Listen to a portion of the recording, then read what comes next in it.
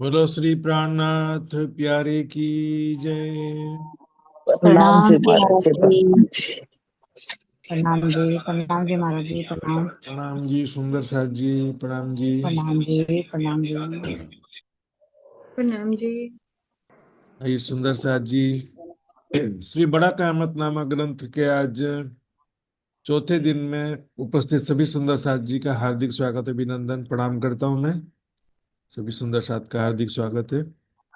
आज के कार्यक्रम का हम प्रारंभ करेंगे धामधनी के आह्वान के साथ या एक भाव के साथ में। आदरणीय निर्मल चुक सुंदर साथ जी से मैं निवेदन करूंगा, अपना एक भाव प्रस्तुत करेंगे। उसके पश्चात आज का कार्यक्रम प्रारंभ होगा। बोलो श्री प्राणनाथ प्यारे की जय, सतगुरु महाराज की जय। महाराज जी के चरणों में कोटि कोटि प्रणाम, सुंदर साथ जी के चरणों में मेरा कोटि कोटि प्रेम प्रणाम। एक सहारा तेरा प्रीतम, और सहारा कोई नहीं। एक सहारा तेरा प्रीतम, और सहारा कोई नहीं। तुम ही हो महबूब हमारे, और हमारा कोई नहीं। तुम ही हो महबूब हमारे, और हमारा कोई नहीं। और सहारा कोई नहीं। तुम ही हो महबूब हमारे, और हमारा कोई नहीं। क्या लेना क्या देना ये खुद गर्जी का संसार है। अपनी तो कायम खुशियाँ प्रीतम का सच्चा प्यार है। नजरों में तेरा ही नजारा, नजरों में तेरा ही नजारा, और नजारा कोई नहीं। तुम ही हो महबूब हमारे, और हमारा कोई नहीं। श्री निज घर का आनंद देने वाले हो तुम धाम धनी। निस्बत का सुख लेने वाली रूह आपकी है अपनी। रंग मोहल की इस लीला को, रंग मोहल की इस लीला को जानन हारा कोई नहीं। तुम ही हो महबूब हमारे, और हमारा कोई नहीं। पर्दा ये फरामोशी हटाओ, तो तुमसे कोई बात करे। हांसी करना छोड़ो तो दर्शन तेरा साक्षात करे। धाम अखंड है घर अपना, धाम अखंड है घर अपना। जहाँ न्यारा होता कोई नहीं। तुम ही हो महबूब हमारे, और हमारा कोई नहीं। मेहर के सागर धाम धनी तुम, सेहरग से नजदीक हो। आदम रोग मिटाने वाले तुम ही तो तबीब हो। प्राण प्राणनाथ तुम प्राण प्यारे, प्राणनाथ तुम प्राण प्यारे, और प्यारा कोई नहीं, तुम ही हो महबूब हमारे, और हमारा कोई नहीं। एक सहारा तेरा प्रीतम, एक सहारा तेरा प्रीतम, और सहारा कोई नहीं, तुम ही हो महबूब हमारे, और हमारा कोई नहीं। प्रणाम जी महाराज जी, कोटि कोटि प्रणाम जी। प्रणाम। प्रणाम जी सुंदर साथ जी। आदरणीय बबीता जी का बहुत बहुत धन्यवाद। आइए सुंदर साथ जी हम अब प्रणाम जी। प्रणाम जी। आइए सुंदर साथ जी अब हम पिछले क्विज का रिजल्ट देखेंगे। प्यारे सुंदर साथ जी, ये तीसरे दिन के क्विज का रिजल्ट है। दूसरे दिन के क्विज के रिजल्ट में दो तीन सुंदर साथ जी का नाम रह गया था क्योंकि उनका थोड़ा देरी से सबमिट हुआ था। तो पूनम गुप्ता जी कोलकाता, प्रीति वाडेर भिलाई और अंशु जी, तीनों सुंदर साथ जी ने भी पूर्णांक प्राप्त किए थे दूसरे दिन के क्विज में। आइए अब देखते हैं तीसरे दिन का क्विज। 48 सुंदर साथ जी ने भाग लिया था इसमें, और 27 सुंदर साथ जी ने इसमें पूर्णांक प्राप्त किए हैं। उनके नाम इस प्रकार हैं: प्रवीणा शाह मुंबई, अंशु जी, उषा देवी सोनभद्र, अरुणा पटेल गुजरात, उषा सिंगल जयपुर, स्नेहा जी यूएसए, कमलेश गुप्ता दिल्ली, किरण राजगढ़िया सिलीगुड़ी, कमलेश शर्मा रुड़की, संजीव जी यूएसए, प्रतीक्षा जी यूएसए, रंजना पराजुली नेपाल, प्रीशा जी नेपाल, एवी पाटिल गुजरात, इंदिरा भट्टू हरियाणा, कोमल जी गुजरात, संगीता धनावत ओडिशा, प्रेम सिंगल हिसार हरियाणा, गीता पंचाल गुजरात बड़ौदा, राजुल पटेल गुजरात, बबीता चोयल, ज्योतिका बेन, गोपाल प्रसाद दहाल हेटोड़ा नेपाल, अन्नपूर्णा राठौड़ छत्तीसगढ़, शीतल पटेल गुजरात, पिंका पटेल गुजरात, मित्र कुमार पराजुली नेपाल। बहुत सारे सुंदर साहित्य जी के एक एक दो दो प्रश्न भी यहाँ पर दिखेंगे। गलत है तो कोई भी बड़ी बात नहीं, सुंदर साहित्य जी एक दो प्रश्न तो जल्दबाजी में भी हो जाता है। और मैंने हमेशा कहा है, जो गलत कर हो जाता है ना तो वो हमेशा याद रहता है, इसलिए गलत होना भी अच्छा है। ये सुंदर साहित्य जी राज्य का नाम लेके आज का क्लास प्रारंभ करेंगे। वंदो सतगुरु चरण को, करो सप्रेम प्रणाम, अशुभ हरन मंगल करन, धनी श्रीदेव चंद्र जी नाम, श्री प्राणनाथ निज मूलपति, श्री महराज सुनाम, तेज कुंवरी श्यामा युगल को, पल पल करो प्रणाम, पल पल करो प्रणाम। प्रणाम जी सुनो सब। ऐसी हिंदुओं की कही सिफत, आखिर हिंदुओं में मुलक नबूवत, और आप हजरत रिसालत पनाह, जहूद फकीरों में पातशाह, जहूद फकीरों में पातशाह, पांच में सिपारे में है बयान।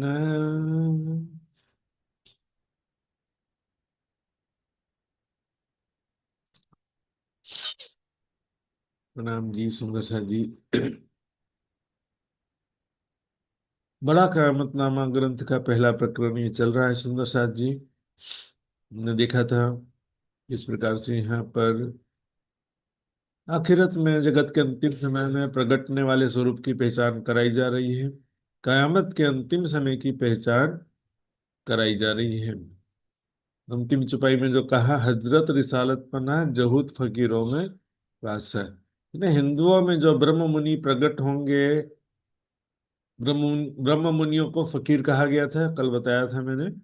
उन ब्रह्म मुनियों में बादशाह है ने बादशाही कौन करेगा, मोहम्मद साहब करेंगे, ऐसा 24वीं चौपाई में बताया गया था।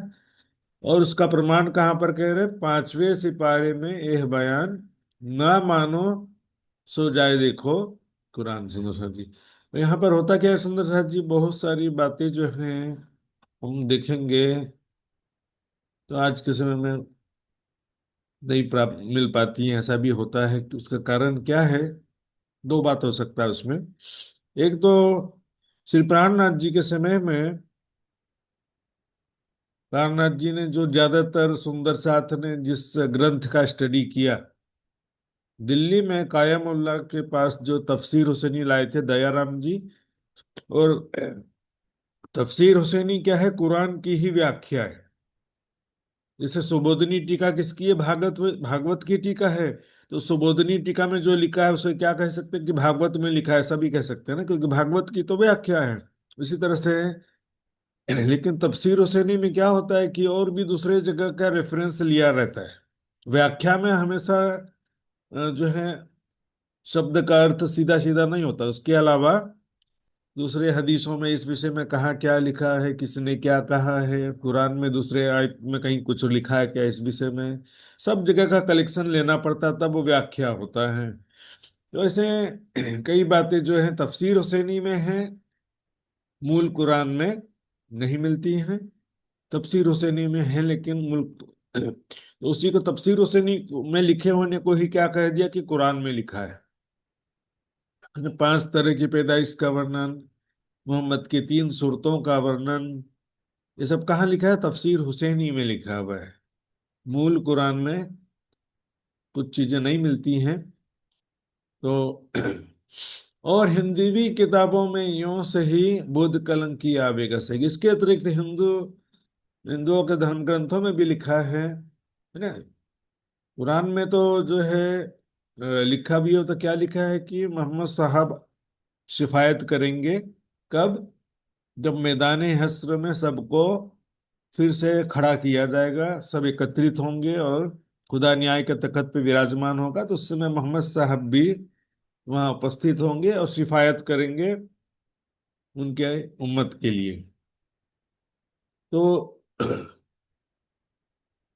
कुरान में ज्यादातर महिमा मोहम्मद साहब की लिखी है। इमाम मेहदी की बात तो मूल कुरान में है ही नहीं, वो तो हदीसों की बात है ना। ईसा रूह अल्लाह के दोबारा आने की बात कुरान में मिलेगी, हदीसों में भी मिलेगी। इसी तरह से हिंदवी किताबों में, हिंदुओं के ग्रंथों में क्या लिखा है, बुद्ध कलंक की आवेगा से ही, है ना। बुद्ध अवतार और कल की अवतार कलयुग के अंतिम समय में प्रकट होंगे। 2 अवतारों के प्रकटन के विषय में हिंदू ग्रंथों में भी लिखा है और कतेब ग्रंथ में भी लिखा है। ईसा रूह अल्लाह इमाम मेहदी, वहां दो लिखा है ना, 2 शख्सियत।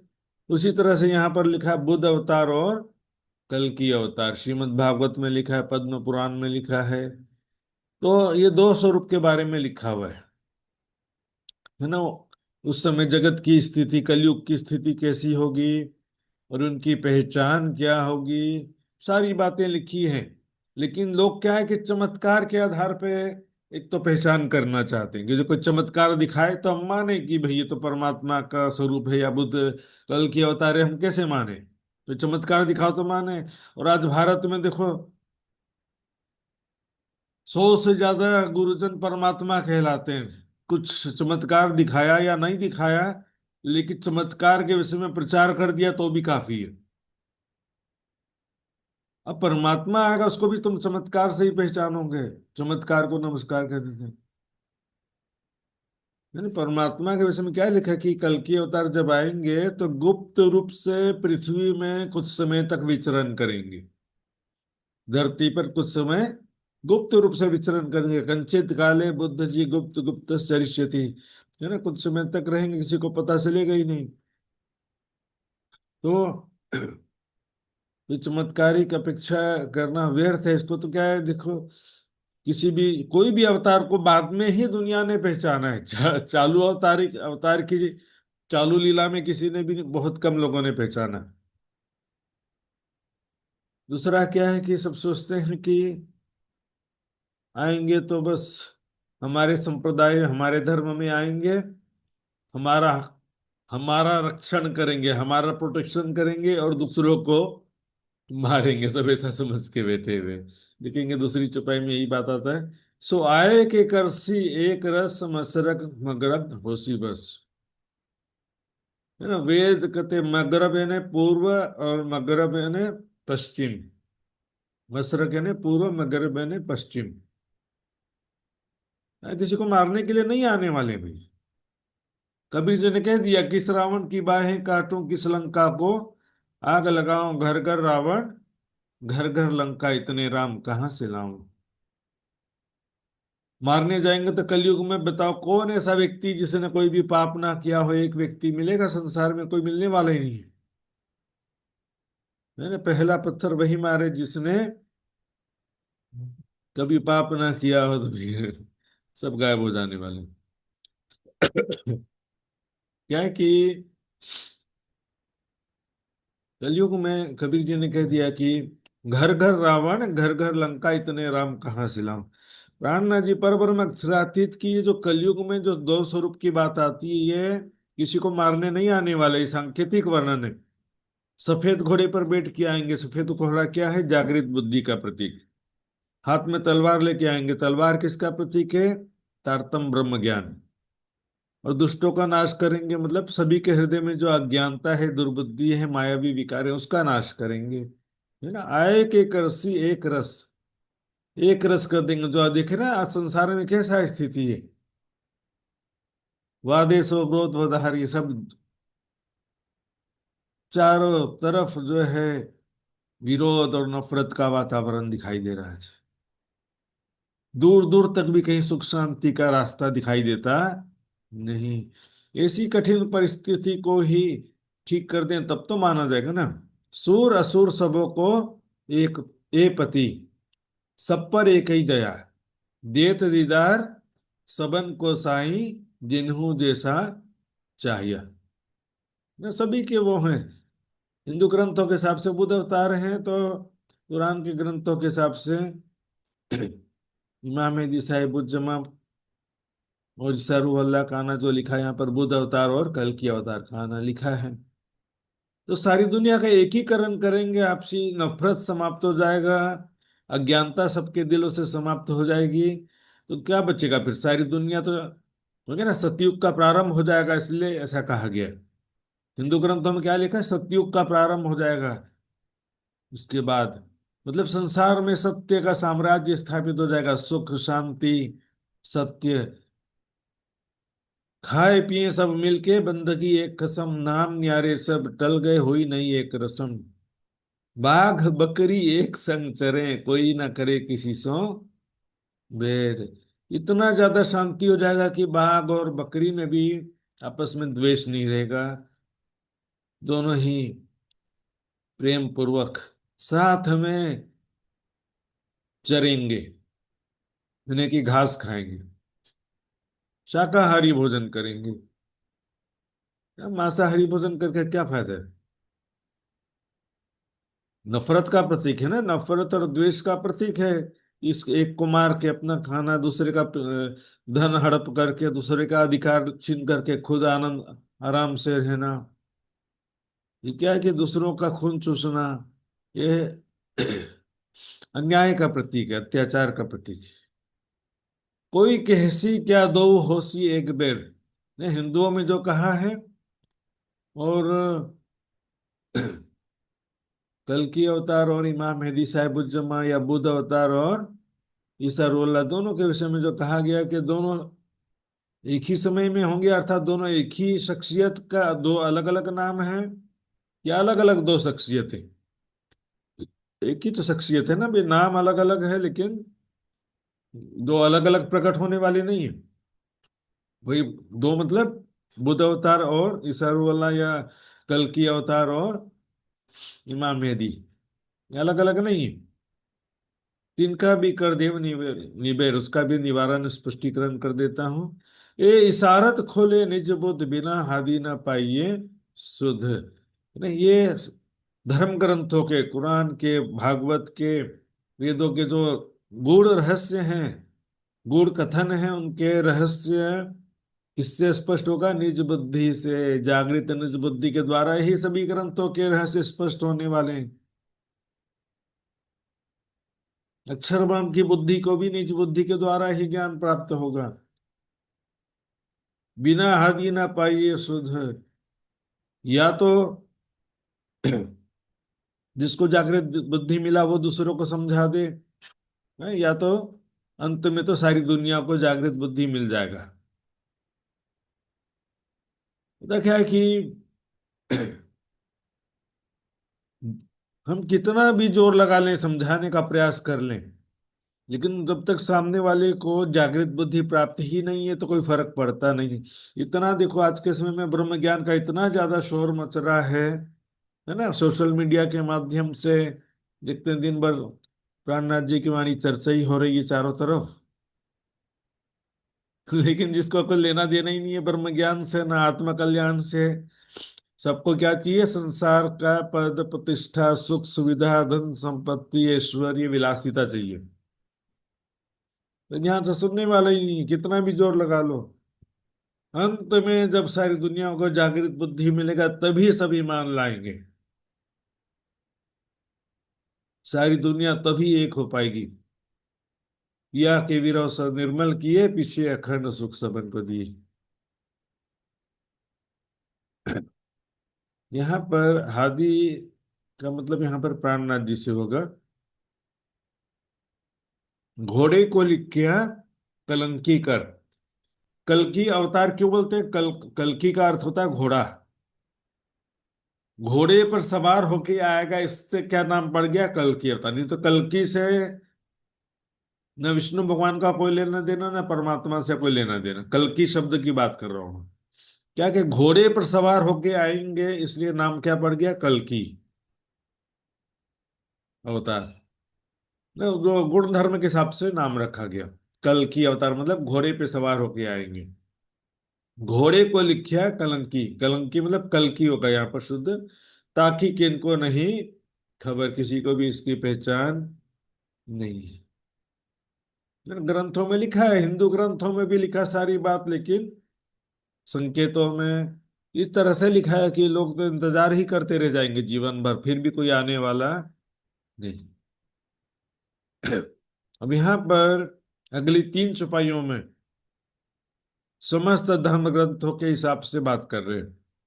ज्योतिष कहे विजयाभिनंद, सब कलयुग को करसी निकंद। ज्योतिष्य ने भविष्य ग्रंथ, भविष्यवाणी करने वाले जो हिंदुओं के ग्रंथ हैं, है ना, जैसे भविष्य पुराण और श्रीमद् भागवत भी भविष्य ग्रंथ है, लेकिन वेद भविष्य ग्रंथ नहीं है।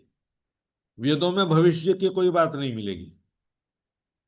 उपनिषद में, 6 दर्शन में, इसमें भविष्य की कोई बात नहीं मिलेगी। श्रीमद् भागवत है भविष्य पुराण, जैसे पुराणों में कुछ भविष्यवाणियां जो लिखी हैं, कल की अवतार की बात, कल की अवतार, बुद्ध अवतार की बात वेदों में नहीं मिलती है, श्रीमद् भागवत में मिलेगी, और एक दो पुराण में और भी मिलेगी। तो हिंदू ग्रंथों में क्या लिखा है, पुराणों में, कि विजयाभिनंद बुद्ध जी कल की अवतार दुनिया में प्रकट होंगे कलयुग के अंतिम समय में। क्या करेंगे वो? कलयुग, सब कलयुग को करसी निकंद। कलयुग को वो, कलयुग के प्रभाव, कली के प्रभाव को नाश कर देंगे। अब कली कोई व्यक्ति तो है नहीं कि उसको मारा जाए। लोग बोले कलयुग, कली को मार देंगे या कलयुग को मार देंगे। कोई व्यक्ति हो तो उसको मारे ना। इमाम तो मारे इनको जो आपे होए वजूद। इमाम की आवाज से होए गया नाबूद। कोई शरीरधारी व्यक्ति हो तो कली दज्जाल को मारा जाए ना, वो तो शरीरधारी कोई व्यक्ति नहीं है ना। माया का जो प्रभाव है उसको यहाँ पर कलयुग करें, पापों का युग। तो पापों का युग क्यों है? माया के प्रभाव से पाप बढ़ गए हैं। राज्य के हुक्म से पाप समाप्त हो जाएगा तो युग, समय तो वही है, दुनिया वही है, लेकिन पाप हट जाने से युग का नाम बदल जाएगा, सतयुग आ गया बोलेंगे फिर। तो क्या है कि कलयुग का जो प्रभाव है ना, माया का जो प्रभाव है, सभी है ना छल कपट बेईमानी विलासिता में डूबे हुए हैं। और कोई जो है यहाँ देख रहे हैं हम, दिन रात इतना संसार में पापों का ऐसा युग है, ये सब बुराई का नाश करेंगे।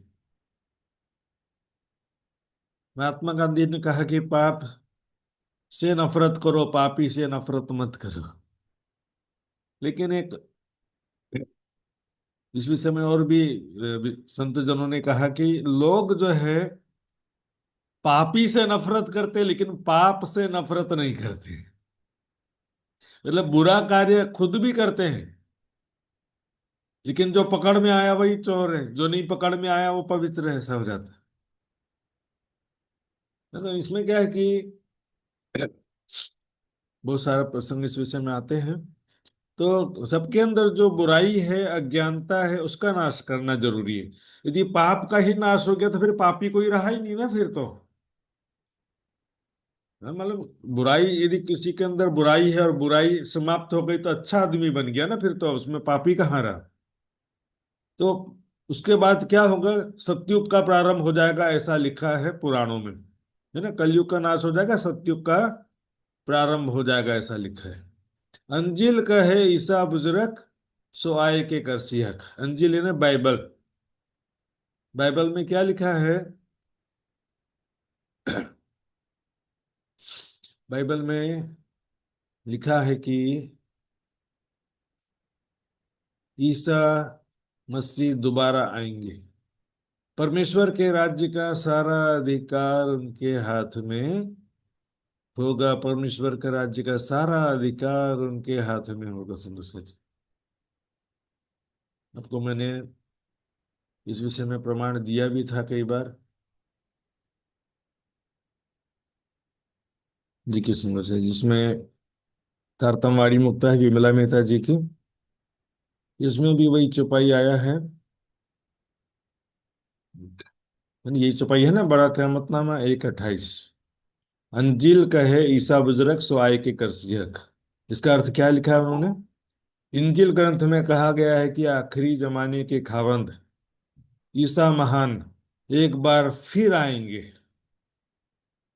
और सत्य की स्थापना करेंगे सर। यहाँ पर बाइबल में जो लिखा है, तो ईसा मसीह के दोबारा आने की ही बात लिखी है। सेकंड कमिंग ऑफ क्राइस्ट बोलेंगे अंग्रेजी। सेकंड कमिंग यानी दोबारा आना। सेकंड क्राइस्ट मतलब दूसरा ईसा हो जाएगा। पहला वाला नहीं, दूसरा वाला है, नया वाला आएगा, ऐसा हो जाएगा। तो सेकंड क्राइस्ट नहीं होता है ना। इसका मतलब क्या होता है? Second coming of Christ. यहाँ पर भी देखो, एक और चौपाई है वाणी में खुलासा में, ईसा अल्लाह अवसी कहे किताब फिरंगान, है ना। तो इसका भी अर्थ में क्या लिखा है, विमला मेहता जी ने लिखे, ईसा रूअल्लाह पुनः बादलों में पर्दे में आएंगे। बहिश्त का द्वार खोलने की कुंजी उन्हीं के पास है ना। तो ये सुंदर साथी, मैंने आपको प्रमाण दिखाया कि कोई बोलते हैं कि मैंने पहली बार कहा, ऐसा नहीं है सुंदर साथी। ग्रंथों में खोज की भावना, जिज्ञासा रखने वालों के लिए बहुत जगह लिखा हुआ है। समझने वालों के लिए स्टडी करना है तो करेंगे क्या उसमें? बाइबल में लिखा है कि परमेश्वर के राज्य का सारा अधिकार ईसा मसीह के पास रहेगा। ईसा मसीह ने खुद कहा इस विषय में कि मैं परमेश्वर के राज्य में जाने का दरवाजा मुझसे होकर गुजरता है ना। उनके मेरे बिना कोई परमेश्वर के राज्य में प्रवेश कर सकता नहीं, है ना। अभी क्या लिखा है देख लेते हैं। और आय के करसी हक, सबको परमेश्वर के राज्य में प्रवेश दिलाएंगे या सबको अखंड करेंगे।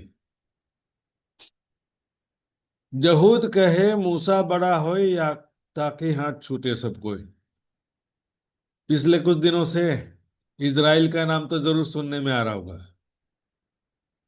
पूरे विश्व में एकमात्र यहूदी देश, और जनसंख्या तो मतलब समझो कि गुजरात के राज्य जैसा भी नहीं, एक बड़ौदा शहर के बराबर है समझो बस। लेकिन फिर भी अपना अस्तित्व बचाने के लिए उन्हें इतना संघर्ष करना पड़ रहा है। और हिंदुओं का हालत भी कोई बहुत ज्यादा अच्छा नहीं है। संख्या तो ज्यादा है, लेकिन हालत उनसे भी खराब हो सकती है।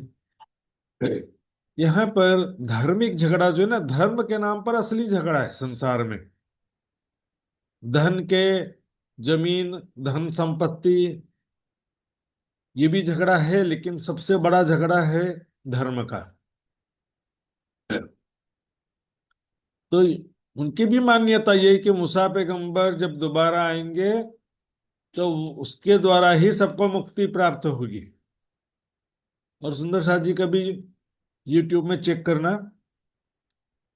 ईसाइयों के भजन और यहूदियों के भजन जो सुनेंगे ना, पता चलेगा कि वो भी ईसा मसीह का, मूसा पैगंबर का आज भी इंतजार कर रहे हैं कि वो कब आएंगे, हमको ले जाएंगे, ऐसा इंतजार कर रहे हैं आज भी। ऐसा उनके भजनों में उन्होंने गाया है।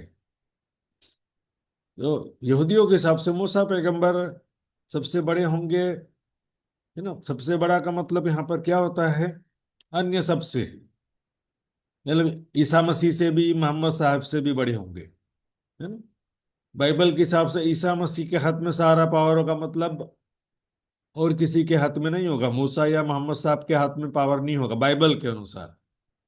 हिंदुओं के हिसाब से बुद्ध निष्कल्म कल की अवतार, और कुरान के हिसाब से इमाम मेहदी साहिबुज्जमा या मोहम्मद हकी सूरत के हाथ में सारा पावर होगा। वही सिफायत कर सकेंगे, उन्हीं को मोक्ष का अधिकार होगा। जिसे चाहे जन्नत में ले जाएंगे, जिसको चाहेंगे दोजख से बचा लेंगे।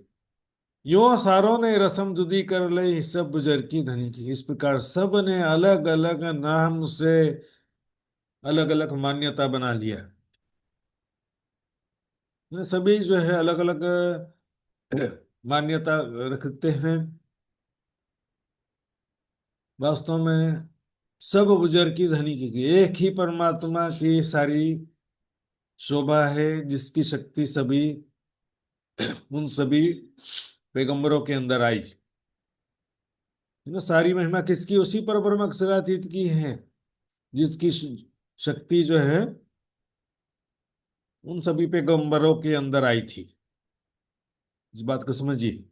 परमात्मा का मूल स्वरूप धाम से संसार में आ सकता नहीं। कुरान में क्या लिखा है? खुदा, मोहम्मद और जिब्रील। बाइबल में क्या है? पिता, पुत्र और पवित्र आत्मा। मतलब पिता यानी खुदा यानी मूल स्वरूप परमात्मा, पुत्र या मोहम्मद यानी इस संसार में जो तन है, और उसके अंदर जो शक्ति आई है वो है पवित्र आत्मा या जबराइल। यहाँ पर शक्ति है तो परमात्मा तो एक ही है, वही पूज्य कहलाएगा ना। इसमें भी विवाद रहता है, इसलिए कि भी तीन पूज्य हैं कि एक पूज्य। मतलब पिता, पुत्र, परमात्मा तीनों ही पूज्य हैं। खुदा, जिब्रील और मोहम्मद तीनों ही पूज्य हैं कि मात्र खुदा ही पूज्य है? तो बहुत सारे लोग बोलेंगे मोहम्मद साहब भी पूज्य हैं, बहुत सारे बोलेंगे कि मोहम्मद साहब पूज्य नहीं है।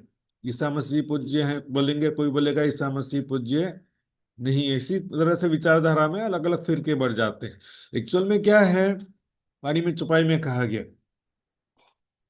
एन और गेन, तब नाम धराया गेन, हुक्म बजाए पीछे फिरा, तब सोई एन का एन।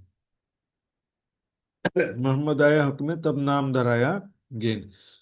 एन मतलब होता है वैसे का वैसा, ओरिजिनल। और गेन मतलब इस संसार में जो नकली हो गया, दूसरा रूप धारण किया। तो हुक्म, यहाँ संसार में राज्य की शक्ति आई तो क्या हो गया? वो गेन हो गया। फिर वापस गई परम धाम तो एन का एन हो गया। मतलब मूल स्वरूप हमेशा शाश्वत है। यहाँ पर जो संसार में तन धारण किया वो शाश्वत नहीं है, और जो शक्ति आई है वो भी परमात्मा की ही शक्ति है, इसलिए उसका अलग से अस्तित्व नहीं माना जाता है कि भाई ये और वो अलग अलग है, ऐसा नहीं है ना। परमात्मा और उसके जोश की शक्ति को अलग अलग नहीं माना जाता। पिता और पवित्र आत्मा को अलग अलग माना जाता है नहीं, क्योंकि परमात्मा की ही शक्ति है। तो उसी परम सारी शोभा उस खुदा के लिए बोलते हैं ना। सारा शोभा क्या देखो जिब्रील ने किया है तो जिब्रील की शोभा, ऐसा नहीं होता है। परमात्मा की ही शक्ति है तो शोभा किसकी होती है? परमात्मा की होती है। इसलिए सब बुजुर्ग की धनी की कही। तो परमात्मा की शक्ति से ही सभी ने पैगाम दिया है। देखो, जीते भाई पैगंबर जिन्हों पहुंचाया हक पैगाम, सो पाई जबराइल से गुजर की जो पहुंची अनुरूप है ना। सबने जो है परमात्मा की शक्ति, जो धनी के जोश, जबराइल जोश धनी का, उसी के द्वारा संदेश दिया है। ओ उर्झे जुदे नाम धर रब आलम का आया आखिर। सबके अलग अलग नाम लेकर के उलझे हुए हैं कि हमारा मसीहा कब आएगा, हमको बचाएगा और दुश्मन को मारेगा। दुश्मन तुमने खुद बना लिया अज्ञानता में। अपने आप को मोमिन समझ लिया, दूसरों को काफिर समझ लिया, बोले सबको खत्म कर दो। है ना, दुश्मन क्या हमने खुद ही बना रखा है। वो उर्झे जुदे नाम धर रब आलम का आया आखिर। सबने अलग अलग जो नाम धारण कर लिया कि हमारे जो मसीहा आएंगे, मोहम्मद साहब या इमाम मेहदी या ईसा रूहुल्लाह आएंगे, मोमिनों को बचाएंगे, काफिरों को मारेंगे। हिंदुओं ने सोचा बुद्ध निष्कल का अवतार आएंगे, हिंदुओं को रक्षा करेंगे, है ना, म्लेच्छों को, राक्षस को, यवनों को मारेंगे। उसी तरह से ईसाइयों में ऐसा हो गया कि ईसा मसीह आएंगे और एंटी क्राइस्ट और शैतान की संतान है, जो जीव सृष्टि को शैतान की संतान लिखा, उसको मारेंगे। ब्रह्म सृष्टि को, सभी ब्रह्म सृष्टियों को परमेश्वर की संतान लिखा हुआ है ना। ईसा मसीह और परमेश्वर की संतान मिलकर के एंटी क्राइस्ट और शैतान की संतान, उनसे लड़ाई होगा उनका। इस प्रकार से सब अलग अलग नाम देके झगड़ा कर रहे हैं। रब आलम का आया आखिर। अब वही परमात्मा की, अल्लाह ताला को, परब्रह्म अक्षरातीत को, सुप्रीम ट्रूथ गॉड को हो, उसकी वही रब आलम का आया आखिर, मतलब उनकी जो साविस की शक्ति पुनः प्रकट हो चुकी, संसार में पुनः आ गई। परब्रह्म की जो मूल स्वरूप संसार में आता है, रब आलम का आया आखिर, मतलब ऐसा नहीं कि यहाँ पर आए और पहले नहीं आए थे, ऐसा कहीं नहीं लिखा वाणी में, जरा देख लीजिए। ब्रज बालो पीयूष है वचन अपन को कहते थे, रासमी ने खिलाई जी ने प्रकट लीला करी है तीनों। पहली बार आया कैसे कह सकते हैं? यहाँ तो कह रहे हैं कि पीयू 5 बेर हम वास्ते सागर में डारिया। 5 बेर आए पीयू, है ना, प्रीतम राज्य महाराज 5 बेर आए कह रहे हैं, तो पहली बार आई कैसे कह सकते? ठीक है, दुनिया वालों ने पहली बार पहचाना, इससे पहले वो पहचान पाए नहीं। लेकिन वाणी में तो लिखा है, 5 रोज रब के दिखावत कर प्यार, है ना। यहाँ पर 5 दिनों में राज्य की ही लीला थी। तो यहाँ पर बात क्या है कि रब आलम का आया आखिर, मतलब उनकी वही शक्ति दोबारा आई है जो साविस की। अपनी अपनी में समझे सब, जुदा ना रहे कोई अब। अभी अब इस शक्ति के विषय में देखो, ये तो दोनों पर्यायवाची शब्द, जो साविस जो भी है, लेकिन मात्रा में और समय का कम अधिक हो सकता है इसमें, है ना। आंशिक जो साविस हो सकता है, अल्प समय के लिए जितना प्रमाण लिखना था उतने ही समय के लिए, बस कुछ देर के लिए, कुछ सेकंड के लिए, कुछ मिनट के लिए शक्ति आई और कुछ जो भी प्रमाण लिखवाना था लिखवा कर चली गई, ऐसा हो जाता है। वो शक्ति दोबारा प्रकटी है। सुंदर साथ जी, अपनी अपनी में समझे सब, जुदा ना रहे रहिया कोई अब। सभी के अपने ग्रंथ के हिसाब से तो मानेंगे। प्राणनाथ जी के चरणों में बहुत सारे मुस्लिम भाई आए थे, तो क्या उन्होंने क्या माना था? कृष्ण माना था या कल की अवतार माना था? मुस्लिम भाई तैयार बोले कि मैं तो अल्लाह का रसूल देखा, ऐसा कहा किसी ने।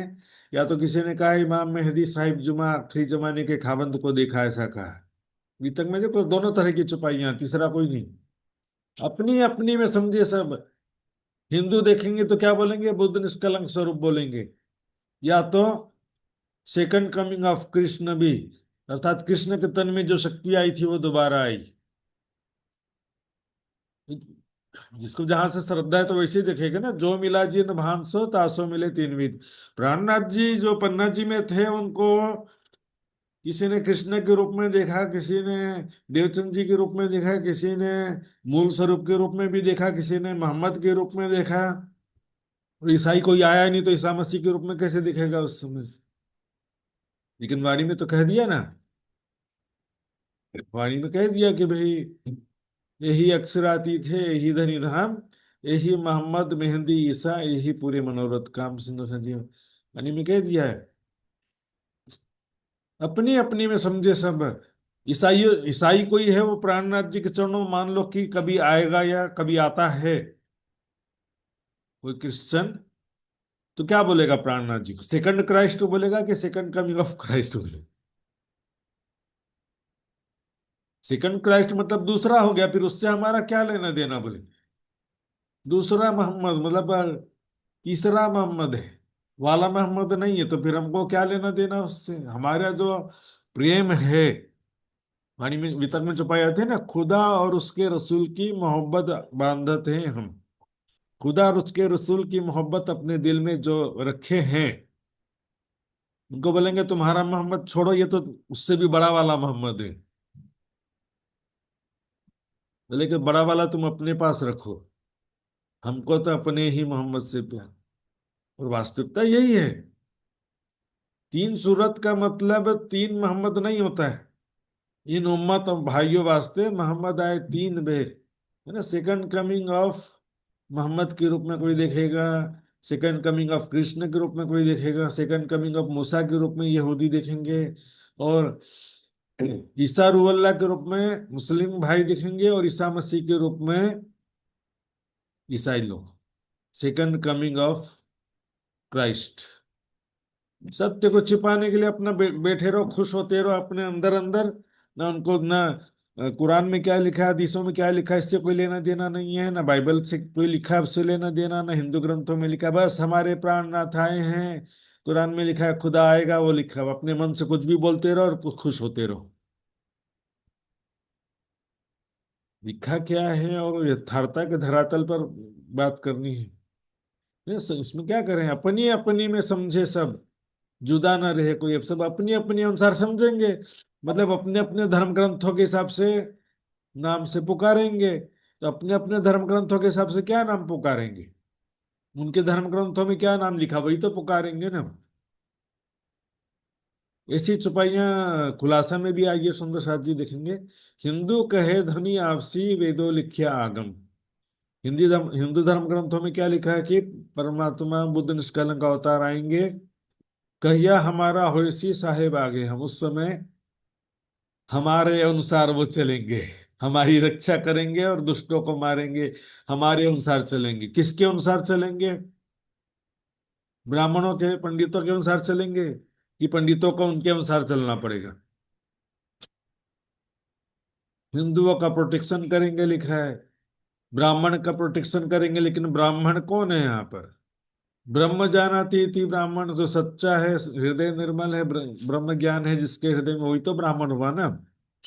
कबीर जी ने कह दिया, ऊंचे कुल में जन्म या करनी ऊंच ना होई, सुवर्ण कलश सुरा भरा साधु निंदा सोई। मुसलमान कहे आवसी सो हमारा कसम। मुसलमान लोग भी कुरान और हदीसों के अनुसार कहते हैं कि हमारे खावंद आएंगे, हमारा मालिक आएगा। यह तो सभी प्रकार की बातें। खुदा जो न्याय करने आएगा वो मैदानी हश्र में उनके अनुसार, और इमाम मेहदी साहिबुज्जमा ईसा रुहुल्लाह आएंगे। लिखा है कतीब में आगे नबी हमारा। हम तो खुदा जब न्याय के तख्त पे बैठेंगे तो उस समय में मात्र मोहम्मद साहब के हाथ में ही अधिकार होगा सिफारिश करने का। वही जिसे चाहेंगे दो जग से छुड़ा लेंगे, नहीं तो और कोई दूसरा दो जग से बचा नहीं पाएगा। भाई कोई सिफारिश वाली बात थोड़ी कि भाई भाई मेरा खास आदमी है इनको छोड़ दो, ऐसा समझ रखा है। शिफायत करना क्या है? ब्रह्म ज्ञान प्रदान करना ही शिफायत है। जिसको ब्रह्म ज्ञान प्राप्त होगा वो दो जग से बच गया। जिसको ब्रह्म ज्ञान प्राप्त हुआ वो अखंड मुक्ति प्राप्त कर लिया। रीते ज्ञानात ना मुक्ति कहा ना। फिर बाइबल में क्या लिखा देखिए, ईसा अल्लाह उसी कहे किताब फिरंगान, किल्ली भीस्त जो यहाँ पे खोल देसी नसरान। फिरंगान इन्हें बाइबल के, ईसाइयों की किताब में, फिरंगियों की किताब में, इन्हें बाइबल में क्या लिखा न्यू टेस्टामेंट में कि ईसा रूह अल्लाह या ईसा मसीह दोबारा आएंगे। उनके हाथ में ही किल्ली भीष्ट है ना। भीष्ट है ना, परमेश्वर के राज्य की चाबी उसी के हाथ में होगी, और वो ईसाइयों के लिए, नसरान मतलब ईसाइयों के लिए परमेश्वर का राज्य खोल देंगे, बाकी लोग को नहीं घुसने मिलेगा। ऐसा समझ रखें सब। अपना रहनी देखो, कर्म देखो, सारा जीवन किसमें व्यतीत कर दिया। और जिस विश्वास की बात करते हैं कि believe in the God, God को जानते ही नहीं तो बिलीव क्या करेंगे। ईसा मसीह को जानते नहीं, मोहम्मद साहब को पहचानते नहीं, न कृष्ण को पहचानते हैं, ना कल के अवतार को पहचानते हैं, ना एक परमात्मा के स्वरूप धाम लीला को पहचानते हैं, तो फिर विश्वास सिद्ध होता ही नहीं है। बिना ज्ञान के विश्वास सिद्ध होता नहीं है। बस बोलते रहो कि भाई हम बिलीव करते हैं, ईमान ले आओ। जिसका ज्ञान ही नहीं है तो देखा देखी ईमान ले आओ बस। यो लड़के लोग जुदे हुए पर खसम ना हुए दोए। इस प्रकार सभी लोग लड़ लड़ करके अलग हो गए कि इंतजार करो, थोड़े दिन में हमारा मसीहा आएगा, तुमको मारेगा। सिर्फ सब लगे हुए। परमात्मा लेकिन दो हो सकता नहीं है। एक ही परमात्मा है तो फिर एक ही परमात्मा की शक्ति तो सभी पैगंबरों अवतारों के अंदर आई थी ना। और वही एक ही परमात्मा की शक्ति अंतिम जगत में दोबारा प्रकट हुई है। यदि दो परमात्मा होते तो बोले कि भाई ईसाइयों के अंदर दूसरा परमात्मा की शक्ति आई थी ईसा मसीह के अंदर, और मोहम्मद साहब के अंदर दूसरे परमात्मा अल्लाह की शक्ति आई थी। परमात्मा की नहीं आई थी, अल्लाह की शक्ति आई थी। तो इसमें कृष्ण के अंदर बोले कि कृष्ण के अंदर जो शक्ति आई थी वो परमात्मा की आई थी, अल्लाह की नहीं आई थी। अलग अलग नाम लेकर के सब झगड़ा करें, लड़के लोग जुदे हुए। इसमें क्या है कि भाषा का झगड़ा ज्यादा है। भेष भाषा जिन रचो, रचियो मायने असल। अभी उर्दू में, हिंदी में, अंग्रेजी में भाषा में अंतर होता है ना, हिब्रू में। सभी भाषाएं जो हैं उसमें शब्द तो बदल जाता है। ऐसे उसमें कोई फर्क थोड़ी पड़ने वाला। लेकिन नहीं, मैं पानी पी रहा हूँ, वाटर नहीं पीऊंगा मैं। तो पानी पी रहे, वही तो वाटर। एक खुदा की बंदगी करना मतलब एक परमात्मा की भक्ति करना, एक ही तो बात हुआ ना। लेकिन उसे एक की पहचान नहीं है। सब बोलेंगे सबका मालिक एक है। कुल्लु कुल्लहु अल्लाहु अहद। सबका परमात्मा खुदा अल्लाह एक है। Supreme truth God is only one. लेकिन वो एक कौन है?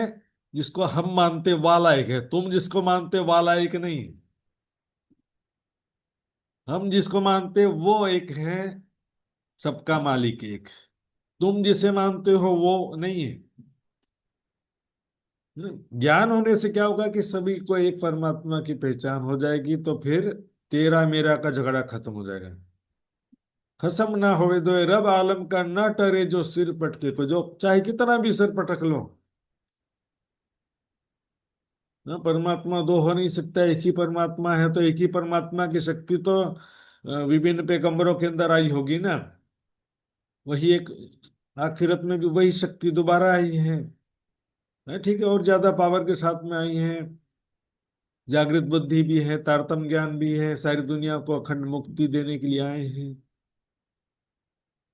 लेकिन आई तो दोबारा है ना, लीला का अंतर है बस। अपनी अपनी में समझे, रब आलम करना अपनी अपनी में सब समझेंगे।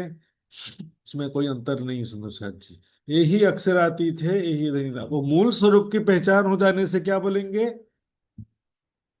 प्राणनाथ, धामधनी। मूल स्वरूप की पहचान होने के बाद ये नाम आते हैं, है ना। उसमें जो मेराठ ठाकुर के तन में राज जी को पहचाना जिसने, तो क्या कहा? राज कहा, श्री जी कहा, प्राणनाथ कहा, धामधनी कहा ना, मूल स्वरूप के हिसाब से कहा।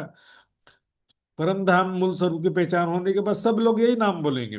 लेकिन उससे पहले शुरुआत में अपना अलग अलग नाम तो बोलेंगे ना, कि भी ये हमारे हिसाब से कल की अवतार या बुद्ध निष्कलंक स्वरूप हैं, हमारे हिसाब से ये सेकंड कमिंग ऑफ क्राइस्ट हैं, या मोहम्मद की सूरत, या इमाम मेहदी साहिबुज्जमा। अपना अपना नाम शुरुआत में बोलेंगे, बाद में क्या हो जाएगा? कि मूल स्वरूप वाला नाम, रिलेशन वाला नाम, संबंध वाला नाम क्या है? पिया, प्रीतम, धाम, धनी, प्राणनाथ, राज वाला, ये संबोधन वाले, रिलेशन, संबंध वाले नाम है। सब किताबों दई साख जुदी नाम लिखी बाख। सभी ग्रंथों में साक्षी है इस बात की, अलग अलग नामों से सभी ग्रंथों में, अलग अलग भाषाओं में, भाखे ने भाषा, अलग अलग भाषाओं में साक्षी है, साक्षी है। सभी ग्रंथों में प्रमाण है उस जगत के अंतिम समय, कलयुग के अंतिम समय, जो एक शख्सियत, एक मसीहा, जगत का उद्धारक, मुक्तिदाता जो जगत में प्रकट होना लिखा है, उसका प्रमाण सभी ग्रंथों में है, अलग अलग नामों से, अलग अलग भाषाओं में। सत असत दो जुदे किए, माया ब्रह्म चिन्हाए के दिए। इस प्रकार उस स्वरूप ने प्रकट होकर के, उस शक्ति ने प्रकट होकर अब दोबारा जब प्रकट हुआ दिखी। पहले भी ऐसा नहीं मोहम्मद साहब को हकीकत और मार्फत का ज्ञान नहीं था, ऐसा नहीं, 90,000 हरफ पूरा सुना था उन्होंने, लेकिन जितना हुक्म था पहले जाहिर किया था। है ना? जितना हुआ हुक्म, जो हुक्म हुआ जाहिर का सो जाहिर किए में, तब बाकी रखे जो हुक्म है सो जाहिर करो अब। जो बाकी रखा था स्वयं आकर के जाहिर कर रहे। बाइबल में भी ईसा मसीह ने कहा, मैं तुमसे बहुत सारी बातें कहना चाहता हूं लेकिन तुम उसे अभी समझ सकते नहीं हो।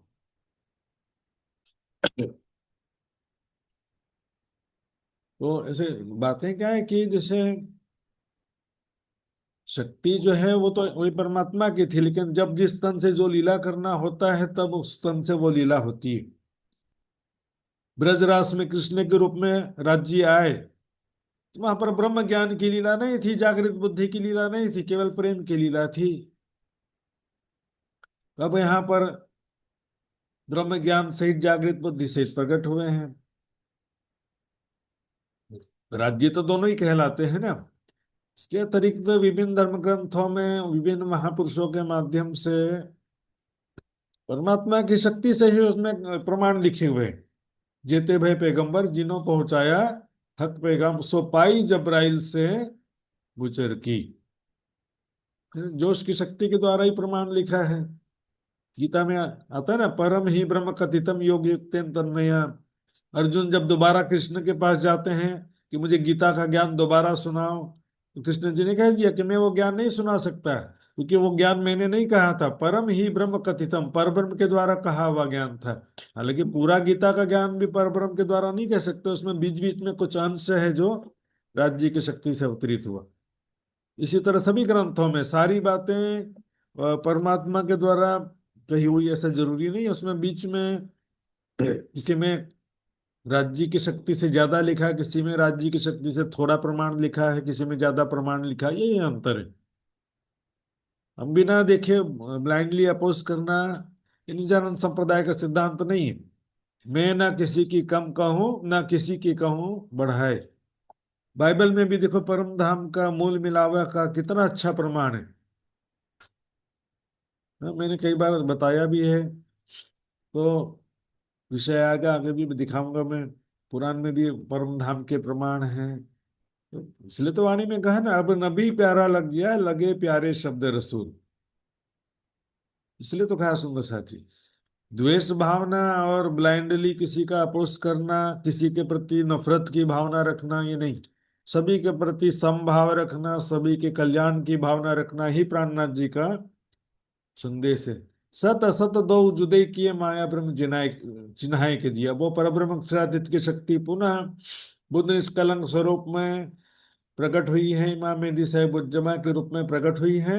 उन्होंने क्या किया, सत्य असत्य का निष्कर्ष कर दिया, सत्य और असत्य का, माया ब्रह्म का तारतम्य ब्रह्म ज्ञान के द्वारा, जागृत बुद्धि के द्वारा उसका निवारण कर दिया, स्पष्ट पहचान करा दिया, चिन्हाए के दिए, चिन्ह नहीं पहचान करा दिया कि माया क्या है, ब्रह्म क्या है, दृश्यमान जगत क्या है, अक्षर अक्षर से परे अक्षरातीत पर ब्रह्म का स्वरूप धाम लीला कैसा है ना। सत्य और असत्य में क्या अंतर है, दो दृश्य, ये जो नैन देखे श्रवण सुने सब मूल बिना विस्तार। सुंदर सा जी सभी संसार जो देख रहे हैं हम यहाँ पर जो भी स्वरूप आए हैं, जो भी देवी देवता भी जिनका उत्पत्ति कभी हुआ, उसका कभी ना कभी लय होगा। मोह तत्व उपज्यो है सोई, जो उपज्यो सो तो रहियो ना कोई। सबसे पहले मोह तत्व की उत्पत्ति हुई, फिर आदि नारायण की हुई, और उसके बाद सारी दुनिया की उत्पत्ति हुई है। तो जो उत्पन्न हुआ वो तो कभी ना कभी लय होगा। पिंड ब्रह्मांड लखावे दोई, पूरन ब्रह्म बिना और नहीं कोई। पिंड और ब्रह्मांड में परमात्मा नहीं है। पिंड में होता तो मरता ना कोई, ब्रह्मांड में होता तो देखता सबको। ये सत्य असत्य की पहचान है। परमात्मा का स्वरूप कैसा है? क्षर अक्षर से परे, क्षरात परे अक्षरात, क्षरात परे अक्षर, अक्षरात परता परे अति परे ब्रह्म। सुंदर साथ जी, ये समय मेरा पूरा हो गया है आज। अब चौपाई दोहराएंगे। सब किताबों दई साख, सब किताबों दई साख, जुदे नाम लिखी भाख। जुदे नाम लिखी भाख, सत असत दो जुदे किए, सत असत दो जुदे किए। माया ब्रह्म चिन्हाय के दिए। माया ब्रह्म सुनहाय के दिए। माया ब्रह्म चिन्हाय के दिए। माया ब्रह्म चिन्हाय के दिए। बोलो श्री प्राणनाथ प्यारे की जय, धाम के धनी की जय, सर्व सुंदर साथ की जय। प्रणाम जी सुंदर साथ जी, प्रणाम जी प्यारी सुंदर साथ जी। कल यात्रा के कारण से जूम का क्लास नहीं लग पाएगा, और परसों के विषय में मैं व्हाट्सएप में सूचित करूंगा कैसे स्थिति होता है। कोशिश करूंगा परसों जूम क्लास लगाने का। जाइए सुंदर साथ जी, अब हम जो है रामधनी करजी गायन के द्वारा कार्यक्रम का समापन करेंगे। आदरणीय ज्योतिका बिन सुंदर साथ जी को अनुकूल हो तो मैं निवेदन करूंगा रामधनी जी का अर्जी गायन करने के लिए। प्रणाम जी। बोलिए श्री प्राणनाथ प्यारे की जय। पिया जी तुम होते सी कीजियो, मैं अर्ज करूं मेरे पियू जी। हम जैसी तुम जी न करो मेरा, तलफ तलफ जाए जीव जी। जीव रातो जीवे नहीं पिया, क्यों मीटे दिल की प्यास जी। तुम बिना मैं किनसो कहूँ पिया, तुम हो मेरी आस जी। आस बिरानी तो करूं पिया, जो कोई दूसरा होय जी। सब विद पिया जी समरथ दीना, रे न जात रोए रोए जी। जन्मांदी जो मैं हूती पिया, सो तुम देखुनी के कर जी। जब तुम आए के दिखाओगे, तब देखुने ना बर जी। ए पुकार पिया सुन के अब, दिल करो अब जी न जी। खिन खबर जो लीजियो, में अर्ज करूँ दुलही न जी। एती अरज में तो करूँ पिया, बीच पड़ी अंतराय जी। सोआड़ी अंतर टाल के दुल्हा, लीजे कंठ लगाए जी। कंठ लगाइए कंठ सोपिया, कीजे हास विलास जी। वारणे जाए श्री इंद्रावती पिया, राखो चरणों के पास जी। तुम दुल्हा में दुल्हीन पिया, और न जानो बात जी। इशक सो सेवा करूं पिया, सब अंगो साक्षात जी। सदा सुखदाता श्री दाम दणी में, कहा कहूँ किन सो बात जी। श्री महामती युगल स्वरूप परवारी, अंगना बलि बलि जाय जी। अंगना बलि बलि जाय जी। बोलिए श्री प्राणनाथ प्यारे की जय। प्रणाम जी महाराज जी, प्रणाम जी। प्रणाम जी सुंदर साथ जी, बहुत बहुत धन्यवाद। सभी सुंदर साथ जी का बहुत बहुत धन्यवाद। इसी प्रकार सभी सुंदर साथ जी फिर से मिलेंगे अगली क्लास में।